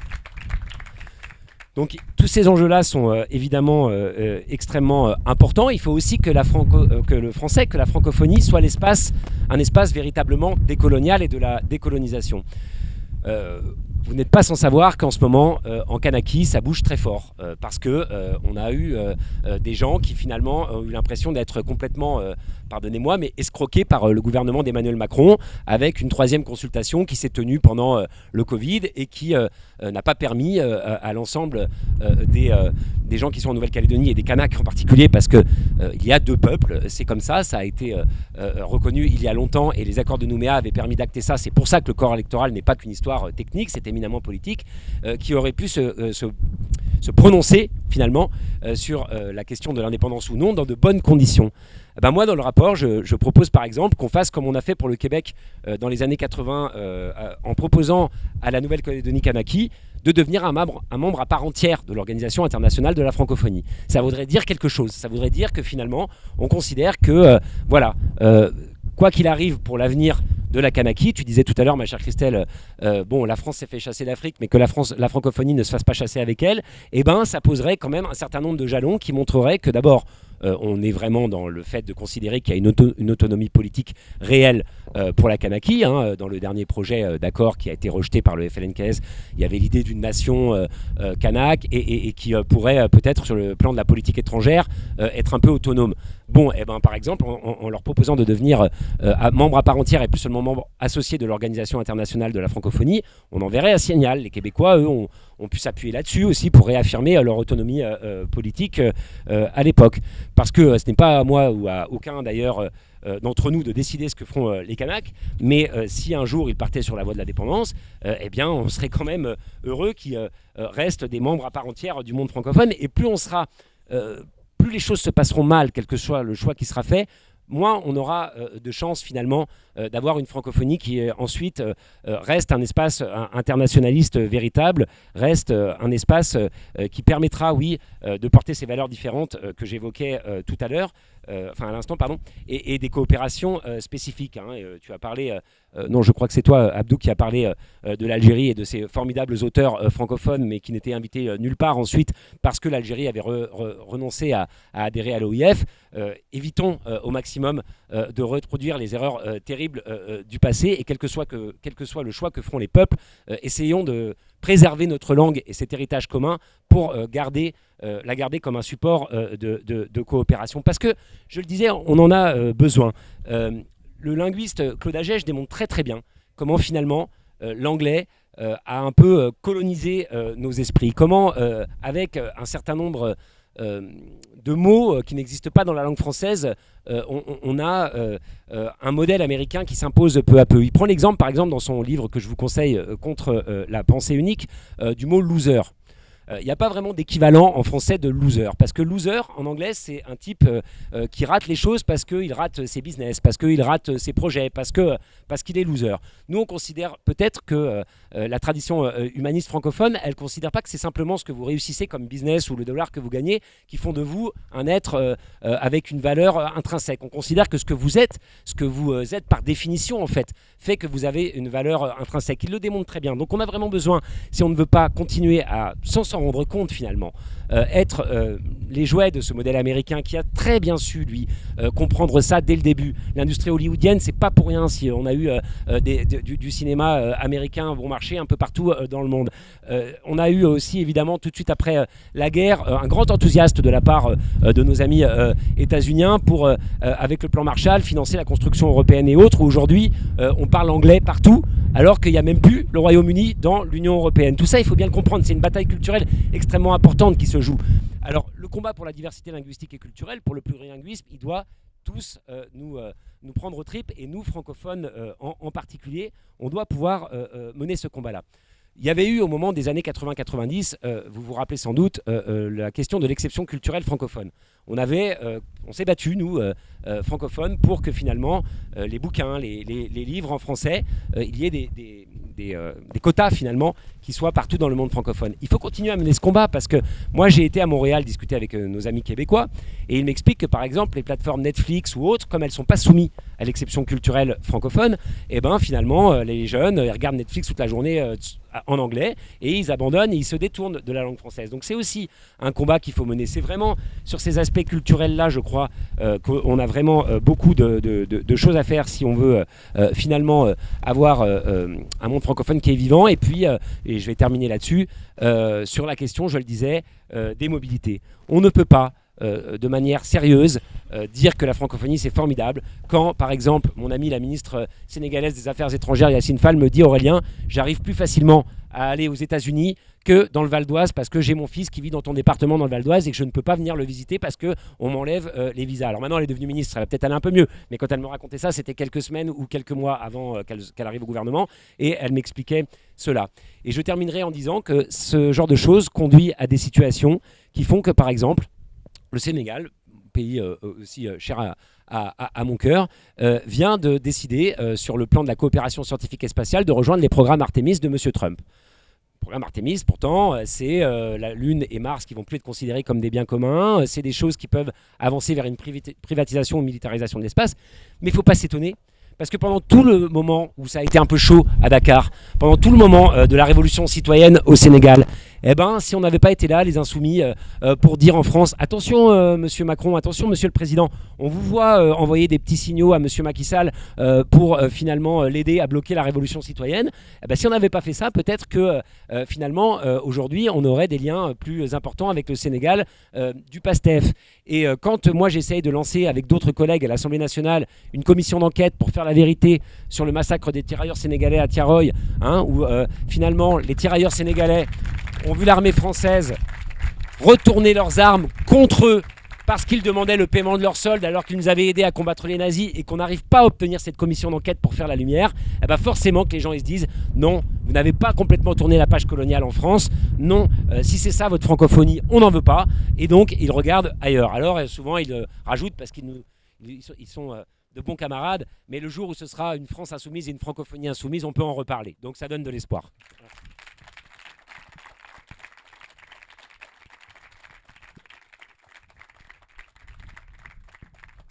Voilà ce qu'on voulait vous dire tous les trois pour commencer. Puis il y a un micro, donc s'il y a des questions, on peut faire circuler le micro.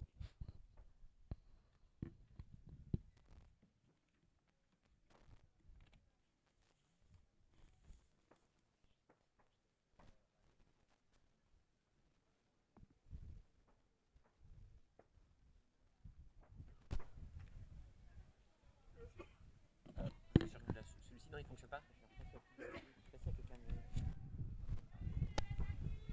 Attends, demande peut-être au copain, ouais. Tu sais comment...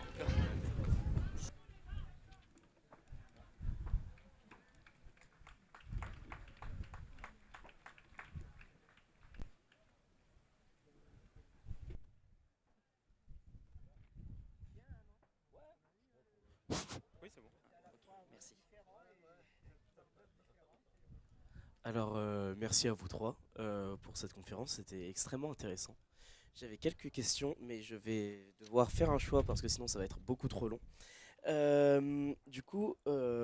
Premièrement, euh, je voulais savoir aussi si on faisait la distinction entre un auteur francophone et un auteur français aussi selon les thèmes et l'importance qu'il a. Par exemple, on va avoir la différence, c'est dans des thèmes différents, un Fanon qui va être souvent considéré comme un auteur francophone et un Dumas qui va être considéré comme un auteur français.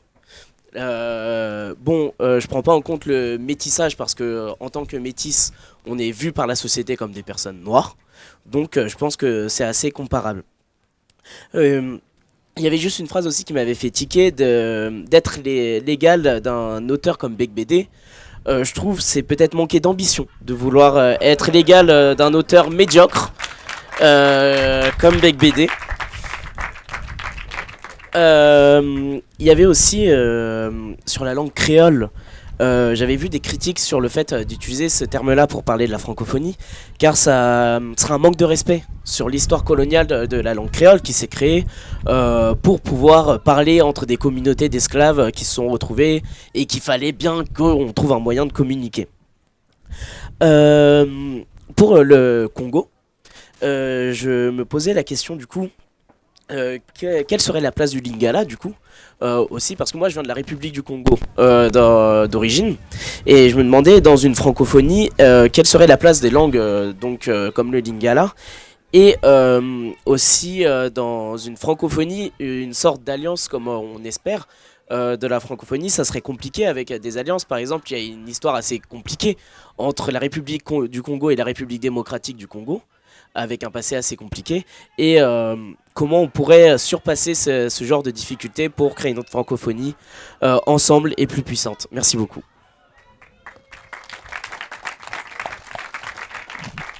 Alors, comme tu as posé plusieurs questions, je pense qu'on va peut-être pouvoir mais le micro doit continuer de circuler pour qu'on puisse en prendre d'autres, évidemment. Oui, voilà, une fille à garçon, on va essayer de faire ça, ça serait mieux. Alors, donc, Salouane, c'est toi qui veille à la respect de la parité. Abdou, peut-être je te passe la parole pour commencer à répondre. Oui, brièvement, en fait, pour Big BD, c'est entendu déjà l'affaire. J'ai dit, en fait, la question c'était le regard des autres, c'est pas moi. Moi, je sais que je suis infiniment plus intéressant que Big BD, ça c'est évident. Mais je veux dire, le regard que de l'autre. Oui, tu vas me dire, alors je vais prendre un autre. Je vais augmenter les games, comme on dit. Mais c'est pas ça, en fait, le jeu. Et tu as raison sur l'autre aussi. En fait, la francophonie est devenue un code, comme on dit finalement. C'est-à-dire, elle est devenue un code pour la race. Et c'est pour ça que c'est devenu. Et ta question est pertinente de ce point de vue en disant, avec assez malicieusement, en disant, mais. Et alors, quid de Dumas? On fait quoi de Dumas? Donc, nous, ce qu'on voudrait, ce qu'on avait proposé à l'époque, c'était de dire un usager de la langue française. C'est-à-dire, à l'espace culturel, nous sommes tous des artistes. La langue est un objet comme un objet de musique. Et donc, il y a des uns qui sont meilleurs que d'autres, mais pas en fonction de leur provenance, de leur lieu de naissance, voire de leur couleur de peau. Mais en fait, pour le monde des artistes, ça va. C'est pas les artistes c'est les acteurs extérieurs. On avait ciblé l'édition, on avait ciblé l'université, on avait ciblé la presse. Vous rendez compte qu'il y a encore dans une maison d'édition, aujourd'hui, en 2025, à Gallimard, il y a une collection qui s'appelle Continent Noir. Et quand un écrivain ou une écrivaine de Continent Noir on va dire, explose ou gagne en visibilité, elle passe à la blanche. On est là chez Gallimard aujourd'hui. Et ça, c'est pas l'État français qui organise, c'est l'imaginaire des Gallimard qui croit encore nécessaire d'utiliser ces termes-là. Et ça dépend des artistes. Il y a d'ailleurs des artistes qui se disent bon, écoute, je ne trouve pas une maison d'édition, alors je reste un peu, donc ce qu'on appelle une stratégie individuelle. Je reste un peu dans cette maison et on verra plus tard. Vous voyez, donc il faut décoloniser les imaginaires. Donc Gallimard appelle encore une maison continent noir et on dit à l'auteur ah ben c'est bien, tu as passé à la blanche. Moi je me coupe les deux bras. Et peut-être une autre question sur donc il faut pas le ridicule c'était devenu le code. Sur la question par exemple du multilinguisme, bon, en fait il fonctionne déjà. D'abord il avait dit que c'est les souverainetés des États qui vont décider d'abord ce qu'ils doivent faire. Mais par exemple on a dans nos pays francophones on va dire du Nord un multilinguisme. la langue française, elle coexiste avec l'allemand et avec le wallon, avec le flamand en Belgique. Au Canada, il y a, au Canada, je vais pas dire au Québec, hein, il y a la coexistence. Donc, le Congolais, les grands Congolais, pas les petits Congolais, peuvent décider d'avoir, je sais pas, le Lingala et le Djiluba et ceci. Ça ne pose aucun problème. Et d'ailleurs, ça ne pose aucun problème parce que dans l'espace actuel, hein, je parle de l'existant, les gens à Kinshasa passent du Djiluba quand ils sont avec des gens qui parlent du Luba, après ils parlent en Lingala quand ils sont avec en Lingala, ils parlent avec des francophones quand ils sont... Donc à l'échelle des individus, à l'échelle de la vie, il n'y a aucun problème. On parle des institutions qu'on touche. Je donnerai une dernière presque anecdote sur l'université. Il n'y a que tout récemment, hein, je parle de 5-6 ans, peut-être qu'il y a des chaires en littérature francophone dans l'université française. Avant, il n'y en avait pas. Et quand les gens chouinaient, comme on dit, et disaient mais pourquoi il n'y en a pas, je m'en souviens, je ne suis pas assez vieux, mais je me souviens des professeurs de mandarin de l'université française, de la Sorbonne, qui disaient bon, on va créer une chaire c'est le jour où ces gens-là auront leur colisée ou leur partenaire. Et il y avait d'autres blagues, mais d'un mauvais goût aujourd'hui. Ils prenaient un auteur célèbre et puis ils prenaient le nom d'un peuple. Ils disaient et il est où le Proust de Djiluba? Et il est où le Zola de Bambara? Et il est où Vous voyez, donc ce sont des institutions qui fonctionnaient encore comme ça. Et on ne voit pas combien on est passé très vite. Hein. Moi, dans l'espace d'une vie, hein, on est prêt. Aurélien propose aujourd'hui la francophonie décoloniale. Aujourd'hui, ce n'était pas la francophonie décoloniale. On me demandait, il est où les Zola des Bambara, vous voyez. Donc, et encore aujourd'hui, Gallimard a une maison qui s'appelle Continent Noir. Merci Abdou. Christelle, je te laisse répondre sur la question sur le Congo notamment. Sur ce que tu veux d'ailleurs. Oui, sur la question sur le Congo, j'espère que mon ami a effleuré la question, la réponse. Je pense qu'il a étanché votre soif sur l'usage du Lingala. Comme on l'a dit, uni dans la diversité. C'est pratiquement impossible aujourd'hui de rencontrer un Quinois qui parle le Lingala, le bio-Lingala, si je peux le dire. Il parle Lingala avec des mots français et vice-versa. Même lorsqu'on parle en français, il y a toujours des mots en Lingala qu'on peut utiliser.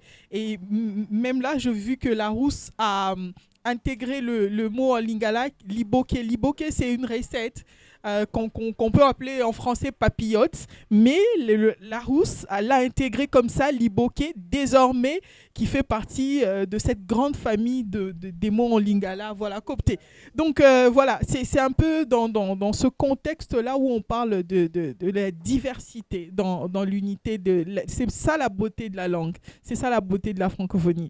Alors en ce qui concerne les relations entre le Congo-Kinshasa et le Congo-Brazza, c'est vrai, tu le sais bien que moi, d'ailleurs, c'est une affaire de consanguinité, une affaire d'origine. On est pratiquement pareil, parfois il y a voilà, des tiraillements entre nous, mais ce qui est important dans cette logique des résolutions de conflits, de maintien de la paix, c'est toujours bien lorsqu'il y a des conflits communautaires, parce que je peux mettre ça dans ce sac-là, parce que c'est vraiment une communauté, de toujours mettre en avant les leviers des résolutions. Et non, lorsqu'il y a eu l'opération Bata, au fait, l'opération Bata, c'était une grande opération qui consistait à chasser tous les Congolais de Kinshasa qui étaient à Brazzaville. Donc, il fallait les faire partir parce qu'évidemment, ils n'avaient pas de papier, ils vivaient sous une situation irrégulière et il y a eu beaucoup de violations, voilà, des droits humains, des droits des femmes. Et je pense, comme vous d'ailleurs, que le Congo-Kinshasa et le Congo-Brazza n'ont pas eu le temps de s'asseoir autour d'une table pour en parler en profondeur et éviter que ça puisse arriver, parce que ça avait vraiment de répercussions sur notre communauté et notre façon de vivre et même sur notre relation de bon voisinage. Donc je pense qu'on a eu la question, la réponse, ça va? Ça va? Merci.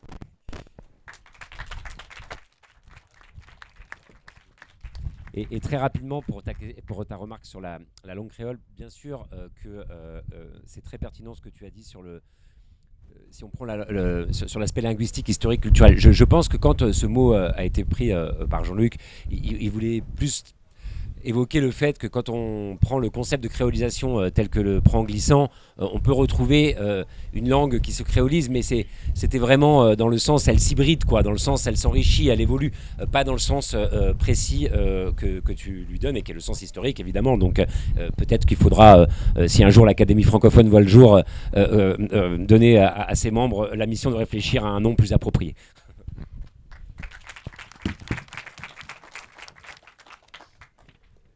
Bonjour, merci à vous trois pour cette intervention qui était très intéressante.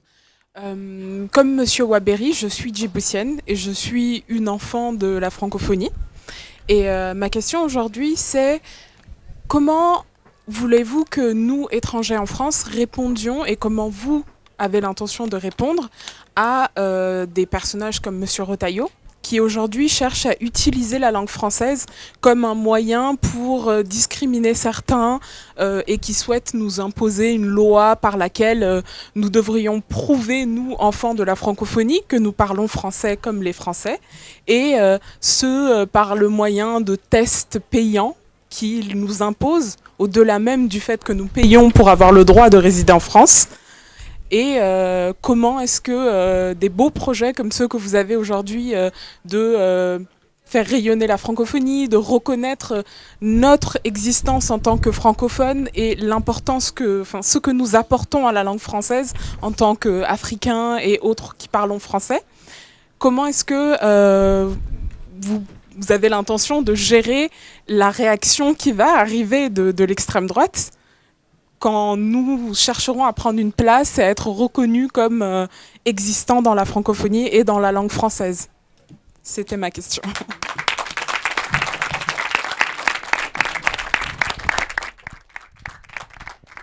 Je ne sais pas si on peut commencer à répondre de toute façon. Oui, bah... Là, on touche vraiment au comble de l'absurde, quoi. C'est-à-dire que la France est tellement... alors d'abord, tellement crispée et peu sûre d'elle-même qu'elle arrive à mener les politiques migratoires qu'on connaît en ce moment et donc à se vivre comme une forteresse. C'est quand même très très loin. Tu disais, Abdou, à l'instant, à l'échelle d'une vie, tu as vu des conceptions de la francophonie évoluer radicalement. Moi, à l'échelle aussi de ma vie, et j'ai encore que 40 ans, j'ai vu comment la France a radicalement évolué sur ces questions. Jamais j'aurais imaginé, quand j'étais môme, que ce pays se refermerait autant et se crisperait autant. Et elle est à la fois pas sûre d'elle-même, la France, parce qu'elle est capable d'avoir ces politiques migratoires-là, mais suffisamment imbue d'elle-même quand même pour demander à des gens qui viennent de l'ensemble du monde francophone de passer des tests de français. Donc effectivement, il n'y a rien d'autre à répondre que cette politique absolument inique doit être rejetée en bloc, hein, et que évidemment ce sera l'exact contraire si à un moment nous, insoumis, dirigeons ce pays, qu'on fera. Et si peut-être un mot, moi quand j'ai été élu parlementaire il y a 8 ans maintenant, un de mes premiers, des premiers travaux que j'ai menés, c'était justement sur la question de l'accès à la langue française pour les non-francophones qui arrivaient en France. Et donc il ne faut pas prendre ça par...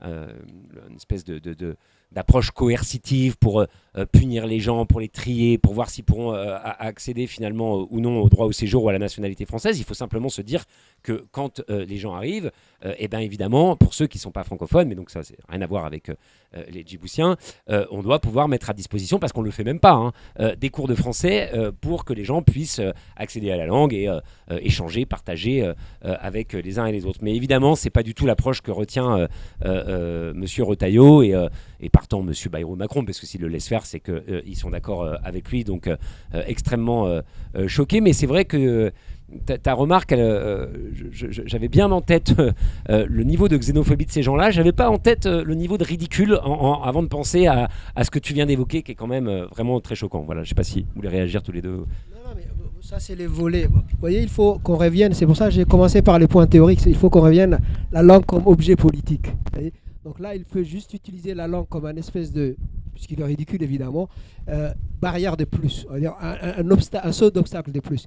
Déjà, et là j'ai renvoyé peut-être aux politiques, déjà moi ce qui m'énerve, moi je suis un vieux français maintenant, mais je veux dire, il y a les gens aujourd'hui pour demander un visa, le niveau d'humiliation Regardez un pays comme je crois que c'est au Liban, je voyais que les gens se lèvent, et en Afrique aussi c'est pareil, les gens se lèvent le matin pour garder la place au consulat et ils dorment. Vous voyez, ce niveau d'humiliation est déjà... Et ça, c'est une chose qu'on peut régler en 2 minutes. Hein. C'est-à-dire qu'on peut leur donner un listing, une feuille qui calcule déjà et que tu arrives que quand tu es invité au guichet, tu n'as pas besoin de dormir 3 jours avant des ventes. Donc ces niveaux d'humiliation, ces petites problématiques qui sont en fait d'écrasement de la personne sont déjà enlevées. Mais ça revient aussi à dire que la langue a à voir avec la race. C'est ça qu'il veut dire M. Retailleau, c'est ça qu'il réactive. Alors que M. Retailleau est un Vendéen, et je ne sais même pas s'il parle français lui-même. Alors qu'il faudrait déjà parler des langues... Parce qu'il n'y a pas une langue en France, il y a les langues de France aussi. Hein. Les gens du fin fond de la Guyane, ils parlent saraka et ils parlent aussi français. Donc il faudra déjà élargir la notion d'appartenance et la notion de langue qui ne doit pas être utilisée au singulier. Hein. Il y a des langues de France et il y a des diverses manières de France, à l'intérieur déjà de l'espace français. Hein, je parle. Donc M. Retailleau, qu'est-ce que tu veux qu'on dise? Il y a d'autres questions? Oui, je vois quelqu'un devant. Pardon, excuse-moi, je savais pas que le micro était là. Vas-y, je t'en prie. D'abord, merci pour cette conférence de qualité. Je voulais juste rebondir sur la proposition d'académie francophone de langue commune. Alors, parfait, si ça permet de brûler symboliquement l'académie française, elle sera simplement de vieux bourgeois incompétents pour parler langue française. Je suis tout à fait d'accord. Plus sérieusement, moi, ma question portait sur ce que la France Insoumise ou ce que les invités de cette conférence proposeraient comme modèle de fonctionnement pour cette académie de langue commune. Parce qu'on a par exemple l'exemple d'académie par exemple au Portugal, où on a un système sur le papier qui ressemble au modèle français, c'est-à-dire des membres élus à vie. Mais comme c'est des linguistes et que ce sont des personnes qui sont issues du monde lusophone dans sa globalité, c'est une académie qui est reconnue dans le monde lusophone et reconnue dans sa légitimité, même s'il y a quelques critiques sur les débats post-coloniaux. Donc, la question, quel modèle vous proposez pour cette académie ?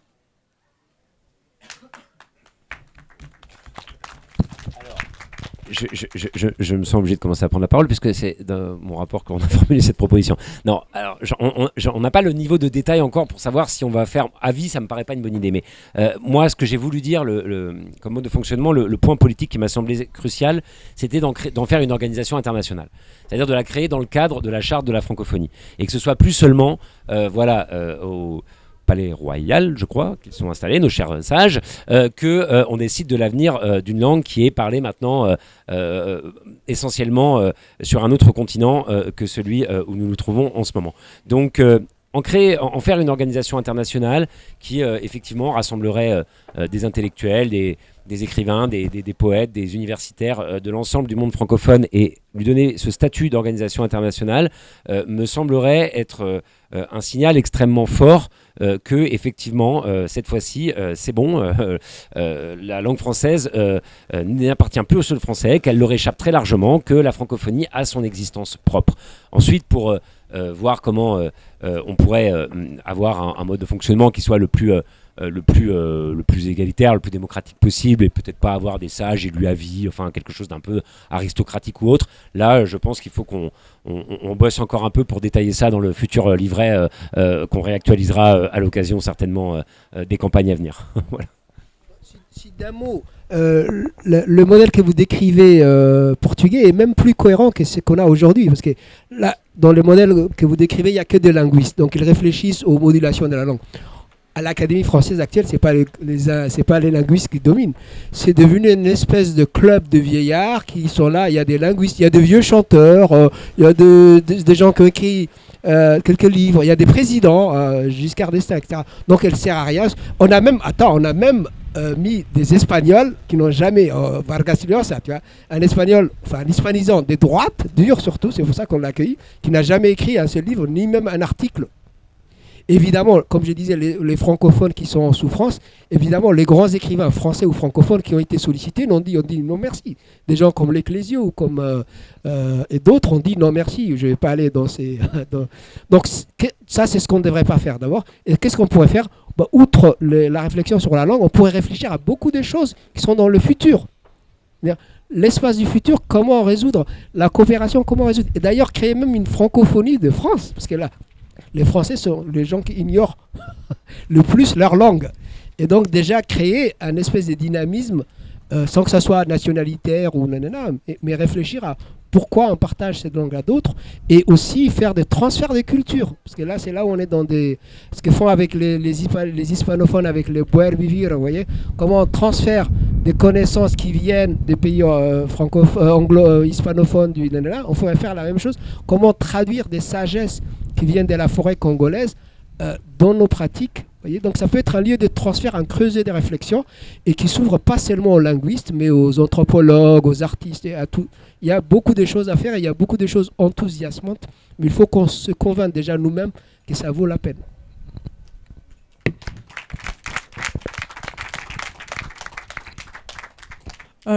Merci beaucoup. Dans le même registre, vraiment pour rejoindre mon ami, au fait, ce qui se passe en Afrique à travers les anglo-saxons, à l'occurrence les Américains, avec leur soft power, évidemment un vecteur par lequel ils arrivent à véhiculer, à contrôler l'Afrique. Il y a 2 programmes que j'ai retenus. Il y a le YALI. Je sais que monsieur l'écrivain le connaît. C'est un programme YALI. C'est-à-dire chaque année, les Américains, dans chaque pays d'Afrique, ils arrivent à détecter dans différents domaines des jeunes qui sortent du lot. Droits humains, dans les universités, les chefs des promotions. Donc tu es là, tu vois l'ambassade qui te contacte. Est-ce que ça t'intéresserait d'aller aux États-Unis pour suivre une formation? Et c'est pratiquement, je crois, 1500 jeunes par an. C'est le programme YALI. Ensuite, il y a un autre programme qu'ils appellent IVLP, un programme des étrangers. Là encore, ils ciblent des personnalités qui se démarquent et ils vous emmènent aux États-Unis pendant 2 ou 3 mois. Ils vous font visiter les universités, voilà les laboratoires, vous allez dans les maisons, voilà, vous allez visiter les musées. Donc c'est le soft power, mais à travers lequel ils arrivent à contrôler désormais l'Afrique. Alors c'est vraiment dans les cadres des innovations. Voilà comment les Américains nous poussent, nous francophones, à nous intéresser de plus en plus à la langue anglaise. Et lorsqu'on ne parle pas anglais, on a l'impression de ne pas être à la mode. On a l'impression de ne pas être assez qualifié.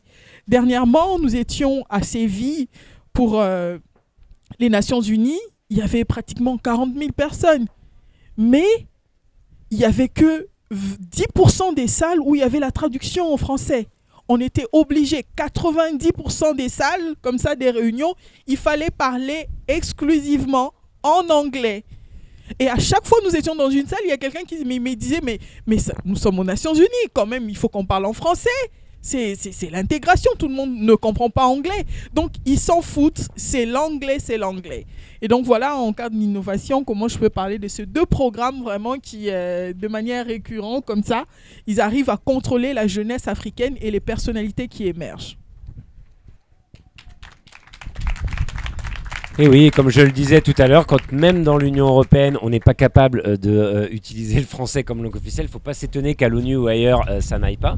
Et j'ai même vu pire que ça, parce que je crois que c'était c'était à Brazzaville où j'avais rencontré des gens sur la francophonie et on me disait, même quand on est invité à Paris pour des réunions de travail sur tel ou tel sujet, on reçoit parfois les documents en anglais de la part de nos homologues de l'administration française. Donc effectivement, il y a un gros boulot et en plus, on part du principe que ce serait un peu quelque chose qui est un peu déjà un peu perdu d'avance. En fait, c'est pas vrai. Quand vous regardez les chiffres sérieusement, des gens qui utilisent l'anglais comme langue première ou qui naissent avec l'anglais comme langue maternelle, il y en a pas tant que ça.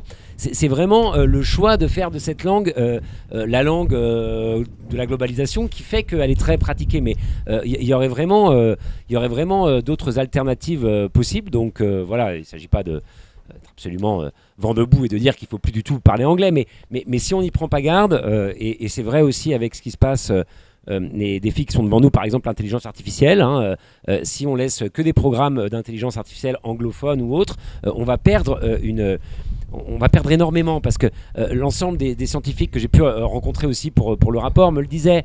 Moi, je ne sais pas inventer en autre chose qu'en français. Je peux parler en anglais ou traduire un article comme ça, mais si je dois vraiment voilà, faire mon travail de scientifique et poser des concepts forts, je ne peux le faire que dans cette langue-là. Et donc, si les IA ne sont pas, il n'y a pas du tout d'IA francophone, ce sera aussi un problème. Voilà. C'est une petite blague. Quand Macron est arrivé dans mon université à George Washington en 2018, il a parlé dans quelle langue? Il a parlé en anglais. Il avait sa petite chemise blanche. Il a remonté ses hanches et il a fait un discours de, on va dire, animation d'école de commerce première année. Et lui, il était content, il était très fier de lui. Mais tous les étudiants disaient, mais étaient mécontents en fait, parce qu'ils auraient, s'il avait un peu parlé d'humanisme, même, donc il parle au moins, ou il a introduit quelques mots en français. Non, lui, il a fait son truc d'école de commerce. Et mes étudiants avancés m'ont dit, mais moi, ils ne pouvaient pas dire que c'était ridicule, mais ils ont dit, il avait des belles chaussettes ou des choses comme ça.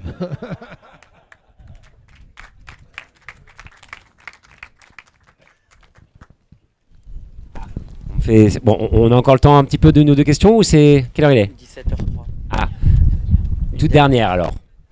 Vas-y.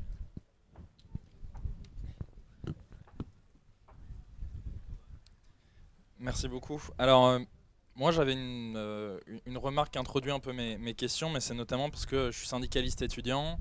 J'ai eu la chance d'être élu vice-président étudiant du Crous de Créteil. Et notamment, déjà, je voulais adresser un mot de soutien à tous les étudiants étrangers qui se font de plus en plus attaquer par la Macronie, qui voient leur titre de séjour ne pas être renouvelé, qui sont notamment des étudiants étrangers venant de la francophonie, venant d'Afrique. J'ai interpellé d'ailleurs le ministre de l'Enseignement supérieur à l'occasion d'une visite dans le Crous de Créteil à ce sujet. Mais sa réponse a été de plutôt dire ouais, mais moi mon problème c'est les étudiants étrangers qui viennent sans un sou et qu'après on est obligé de soutenir financièrement, et je trouve ça absolument abject, et je voulais du coup voilà, vraiment qu'on leur adresse tout notre soutien, parce que la Macronie abandonne totalement cet humanisme et la francophonie en même temps. Et ensuite, dire qu'en France, c'est notamment des étudiants, des professeurs étrangers qui font tourner l'université, des étudiants étrangers francophones qui sont là avec des contrats précaires de vacataires et qui permettent justement de faire tourner l'université. Et ça me permet de parler de la fuite des cerveaux et de comment est-ce qu'on voit la lutte contre la fuite des cerveaux dans le cadre, parce que la France capte énormément justement d'intellectuels qui viennent de la francophonie et permettre quand même cet échange intellectuel entre les pays de la francophonie. Et ma deuxième question, c'est pour finir, comment faire pour que la recherche soit relancée dans la francophonie, alors qu'on voit que les intellectuels français n'arrivent même pas en France à faire de la recherche publique, et pour relancer cette recherche publique justement dans le cadre de la francophonie. Merci beaucoup. Je vais commencer par ta dernière question, puis je passerai tout de suite le micro pour qu'on conclue.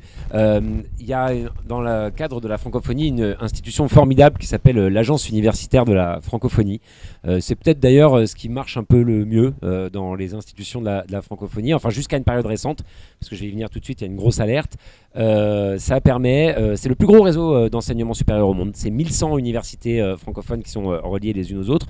Donc pour pouvoir avoir un monde de la recherche dynamique, on peut évidemment s'appuyer sur elle.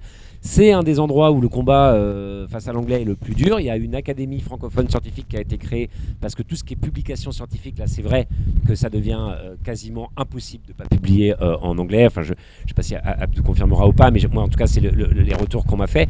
Mais il faut s'appuyer sur l'Agence universitaire de la francophonie, sauf que Emmanuel Macron, dans toute sa splendeur, a trouvé le moyen dans le budget qui arrive, là, qui va être un carnage, de baisser la dotation de la France pour cette agence universitaire de 75%. Autant dire que le recteur m'a appelé, moi, parce qu'il me connaît du coup vu les travaux que je fais là-dessus, Slim Kabous, qui est d'origine tunisienne, pour me dire si c'est ça, moi je ferme la boutique, 75% de dotation en moins, il n'y aura plus d'agence universitaire de la francophonie. Mais dans le même temps, Emmanuel Macron a trouvé 100 millions d'euros pour accueillir les chercheurs américains, parce qu'évidemment ça renvoie à ses priorités et à son logiciel, qui est un logiciel qui est essentiellement néolibéral et donc de manière un peu inconsciente anglophone en fait. Et tout le reste ne l'intéresse que très peu. Il était content de réunir tout le monde à Villers-Cotterêts parce que voilà, on parlait un peu de lui pour la francophonie, mais dans les faits, dans les actes, la France, qui est en ce moment le pays qui dirige là pour les 2 ans la francophonie institutionnelle, ça changera au Cambodge l'année prochaine, eh bien ne fait absolument rien pour défendre finalement les institutions francophones. Voilà. Je ne sais pas si vous voulez peut-être dire un dernier mot tous les deux, et puis après on va arriver à s'acheminer vers la fin. Non, mais tout ce que vous avez dit était très juste, et puis force aux étudiants. Non, on va le redire, mais on va le dire là d'une manière politique. On pourrait même dire que l'immigration est une opportunité pour la France, hein, même d'un point de vue juste économique. Hein. Donc, il y a eu des cohortes d'étudiants qui ont été, puisqu'à l'époque, les études coûtaient gratuitement, hein, presque gratuitement. Et donc, le cohorte d'étudiants africains qui venaient en France étudier, ils ont ramené des choses en France et ils ont ramené des choses en Afrique. Moi qui suis arrivé dans les années 80, finissantes, en France, avec une bourse djiboutienne, j'ai coûté peu de choses, j'ai coûté un peu à mon gouvernement et peu de choses à la France, mais j'ai ramené plus. Donc vous voyez, c'est même d'un point de vue économique, c'est plus utile d'avoir des étudiants qui vont être sur les mêmes bancs que les Français. Il y aura deux chaises de plus, mais ça ne va pas coûter plus. Hein. Ils vont avoir les mêmes profs, vous voyez. Et ça rapporte davantage. Et ils sont des ambassadeurs. Donc si aujourd'hui, j'ai dit ça à mes étudiants américains, ça leur retourne la tête. Si j'ai un doctorat, j'ai un doctorat quasiment gratuit, et si je viens enseigner chez vous, c'est parce qu'on a un système gratuit, français ou francophone. C'est-à-dire, en fait, c'est l'État, c'est la République, c'est le modèle de la sociale, si vous voulez, qui crée ça. Donc, ce sont des choix. Donc, c'est moins cher et ça rapporte plus. Alors que le fait de mettre des barrages et des tributs, ça rapporte rien et ça énerve tout le monde.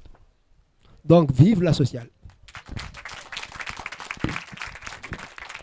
Mais chère Christelle, tu auras le mot de la fin. Merci Aurélien. Alors, je vais terminer par cette belle phrase que j'ai entendue d'Aurélien. Il n'y a pas des morts du Nord et des morts du Sud. Alors, merci d'appartenir à ce parti qui regarde l'humanité avec d'autres yeux. Vous savez, peut-être si on disait que l'Afrique, pendant la guerre mondiale, ce sont les Africains qui viendront épauler les nordistes, peut-être qu'on n'allait pas y croire. Vous savez, pendant la pandémie du Covid, il s'est avéré que l'Afrique était le continent qui était le moins touché. Et peut-être que si la pandémie continuait, on allait voir de flux migratoires du nord vers le sud. Et tout peut arriver à tout moment. Donc, merci de regarder le monde comme une dynamique qui peut tourner à tout moment. Et que partout où l'être humain sera, il sera respecté dans sa dignité, comme les dit nos textes de loi. Merci infiniment. Un grand merci pour tes mots, un grand merci à tous les deux. Vraiment, voilà, on a eu grand plaisir à vous entendre et j'espère qu'on se retrouvera pour d'autres grands moments francophones. Merci à tous d'être venus assister à la conférence.